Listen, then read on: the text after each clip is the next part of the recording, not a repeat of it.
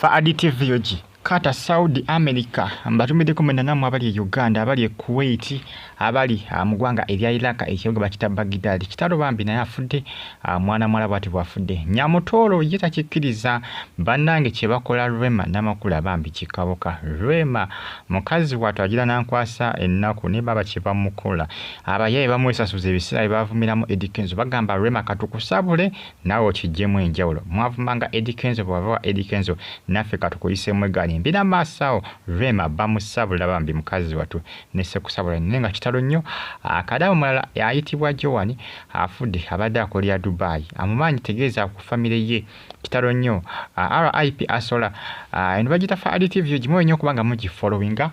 mugimpeleka like video in comment section where ya baka bontera mu comment section atosigalenga oje kumedeko stay on YouTube platform ojja kubafuna ebisinga ate ebyakabi kubanga amawulire gompa nago each and every single day gwe just ekikakata kunga tagala kubanga omisinga gwe just subscribing onyige kale ojja ko receiving ka notification buli lwenteka video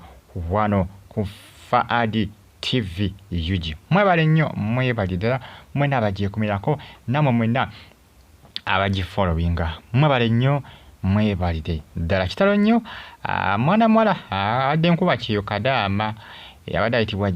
Joan yafudde naye abafamily tebamanyi bafamily ye bakyanoonya information emukwatako ekyababuze banoonyeza balabe kampuni yamwe tamanyi nabagamba kampuni ezo simanyi kampuni oba zaabaki abaana zi processing ebintu ebibakwata ku baba ne information ekwata ku baana bagenda okukola abiyita mu kampuni zaabwe babajjako information zonna naye omwana kasita bawulira nti afudde nga basirika baba bamulabanga kasasiro kasita afa tebagala kumanya nti bakaya katubayambeko tubawe documents kubanga tetugenda kubawa ssente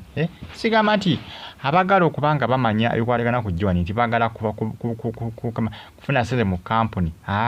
baga just kumanya information ku bikwatagana ku Joan banabe nti bacontactinga aba family ye naye kampuni baba ne information yonna eyamba abantu okumanya omuntu wajasibuka wajava bazadde bebani kugamba information yonna emukwatako yonna kampuni eba nayo niyo mwana ka staffa kampuni ng'ekomaawo ng'ebiviirako ddala baba tebakyayagala kumanya kyokka nga information baba nayo kitalo nnyo ekya Joan kampuni gyayitamu ekyabuze bakyanoonyeza balabe kampuni ki Joan gyeyayitamu kubanga agenda gy'afiiridde e Dubai bakyanoonya kampuni ki mwe yayita Joan y'omukazi watu bwati bwafudde abaana baffe Dubai oba yabadde kitewali amanyi abasinga kati batasina okubanga batya Dubai omanyi waliwo ebiseera ebyatukira nga Saudi abaana banoogoka omu ku omu nga bafa omu ku omu lwe bayita olumbe ate ekizibu ekiri ku lumbe tetwagala kumanya oba olabika bulungi oli kawala kalabika bulungi oba olina kasikini akalungi oba olina nnyashi oba olina biki oba olina wato oba wakubula bulungi olina ebbeere eddene bitya tetwagala kumanya olumbe luzibu bannange okufa kuzibu omwana afa n'agera n'obulungi bwe bonna mu ttaka ozannya gwe n'okufa nga muto alabika bulungi akabi n'ayina buli kimu ng'akiyina ne n'afa n'agenda nabyo mu ttaka byebyo ensi yo gye tuwangaliramu nabagamba nti ensi eno gye tulimu yabbanja bagituwola buwozi essaawa yonna bagituggyamu oba nyini aginona nkyogere bwe ntyo yes nyini yo aginona oba obulamu tetwafuna bwa ddembe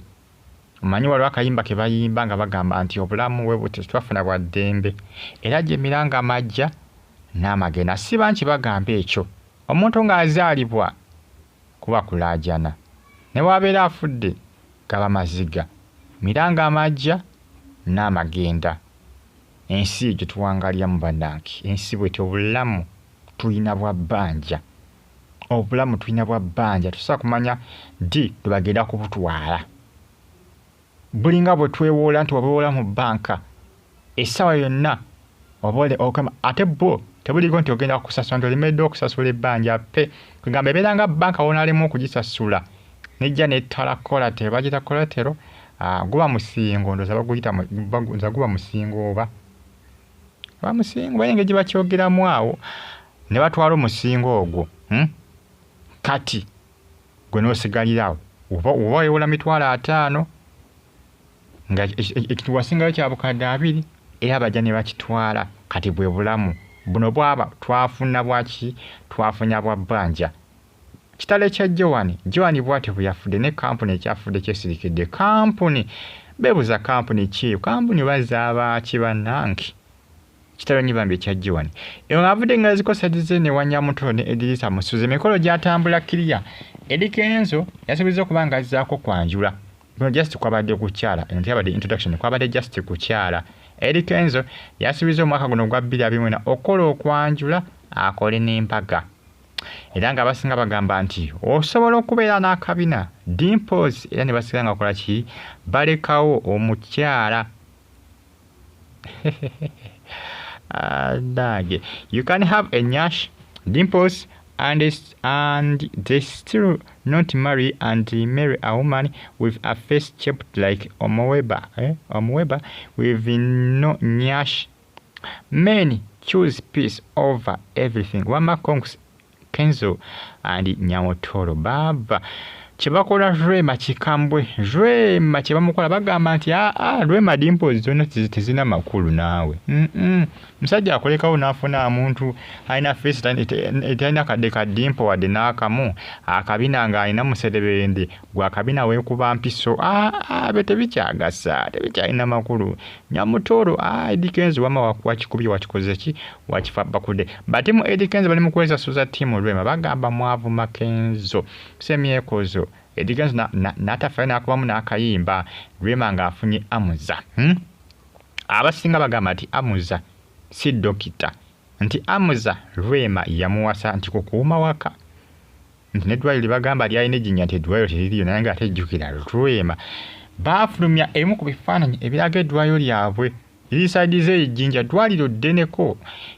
amuza kirabika gavumenti yamuteekamu ensimbi okuzimba eddwaliro eryo kubanga asinganako ko Museveni wali ku State House eyo tuveeyo ensonga zeezo nga munange ensonga zeezo amuza kyebamukola kikambe ne mukyala we Rwema Namakula Rwema bagamba nti ye yawasa amuza bannange emigambo gitokomoka eno bagamba nti Edikenzo asooka okulekawo ng'olina Dimples semayanga kabina n'awasa wa muserebende kugamba kikabuka kyo kikambwe ku saidi ya Rwema bamuli bubi mukazi watu guno omwezi wagenda guyitamu atyo kuno gw'omusanvu tugenda kubeera mwankusaidi nenga hajja kubifeesinga ekirungi kyasirika emanye bisese nga bagamba nti okuvuma atakuddamu otukesa n'opowa abassocial media nga tebatera kupowa boy nga tebatera kupowa ne Rwema abasirikirira kye ate Rwema nga yagambye okusirika abanga ati aliyo kye tabaddiza nabagamba eri omuntu gwoyinza okuvuma n'atasirika ye rape wali abantu abamu nga tebasirika